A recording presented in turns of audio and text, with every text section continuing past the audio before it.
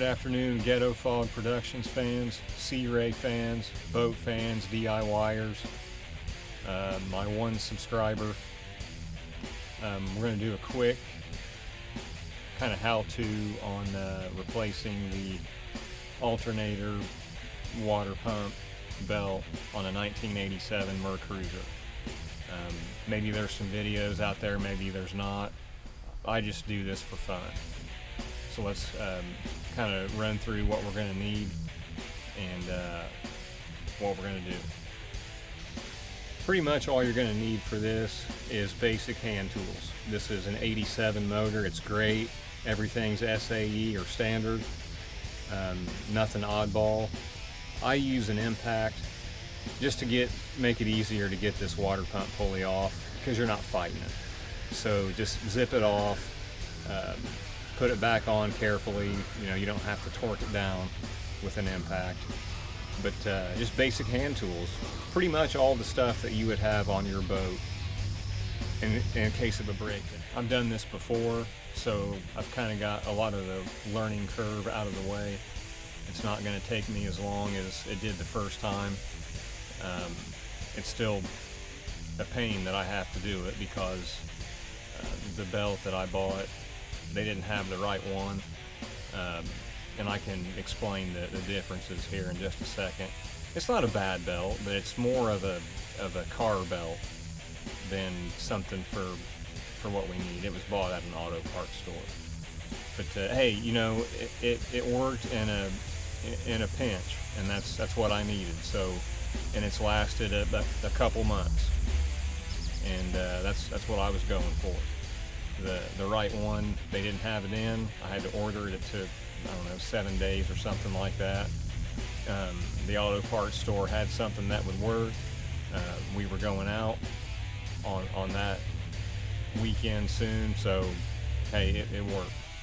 I had some other things I was looking at doing today and found a bee's nest in the side of my house and had to deal with that. Just some other stuff, and then it turned into this belt. I wanted to test fire the motor and check it because we're going to take it out this weekend. But test fired it and got a lot of squeal on this belt, and as I'll show you here in a minute, it's been adjusted out all the way. There's nothing that can be done with it. Here's the alternator belt.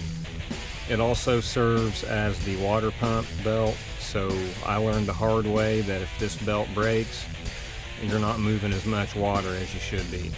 So you can see how much give that has on it. I think the owner's manual, it's either a 1/4 inch or a 1/2 inch. I want to say 1/4 from this spot right here. You can see that the bracket there is adjusted all the way out, and basically I'm just going to have to change it out. Here's the new one. Here's the new one. Whenever that comes into focus, this is your part number. It's a Quicksilver belt. This is the right one. I'm sure it's going to stretch just like this one did, but sooner or later it's going to come in. So this is the power steering belt. It comes right off of the water pump pulley. Again, this one's, I want to say 1/2 inch of movement, but it's all in the owner's manual. If I'm wrong, I'll make a correction. What you have to do to replace this is loosen up this so it'll move, get this belt off, loosen up this bracket, and then there's another one down here so your alternator will move. Slide that up, get that belt where it's loose, and if you look down here, there's a little tiny gap in between your water pump pulley and this motor mount. Now if your belt's old, you can probably get that off, or get that to slide through there.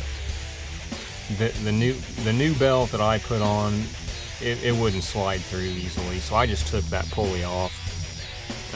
It's going to save time. You don't have to mess with it. And then another key point, there's 2 bolts here which go to this bracket. That bracket's going to have to come out.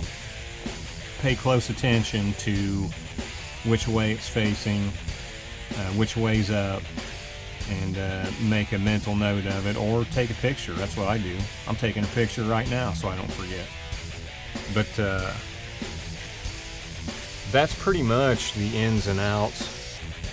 This belt kind of has some teeth in it, basically to take up slack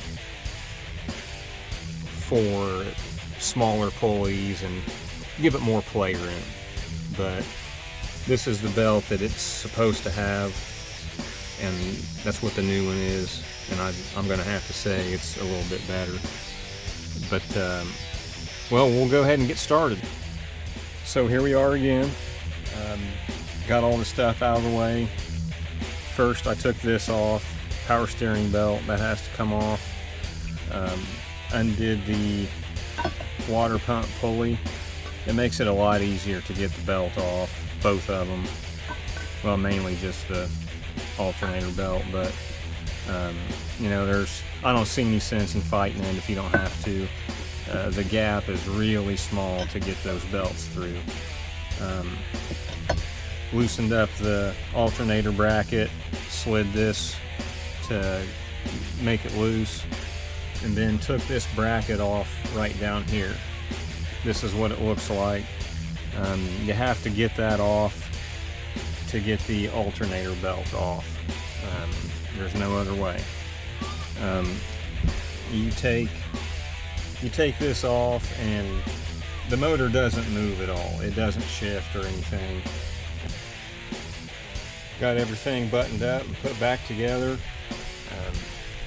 I cleaned up the mating surfaces on this bracket so it'd kind of slide in a little bit better, and had a little bit of surface rust and some old paint and all that. So went ahead and took that off.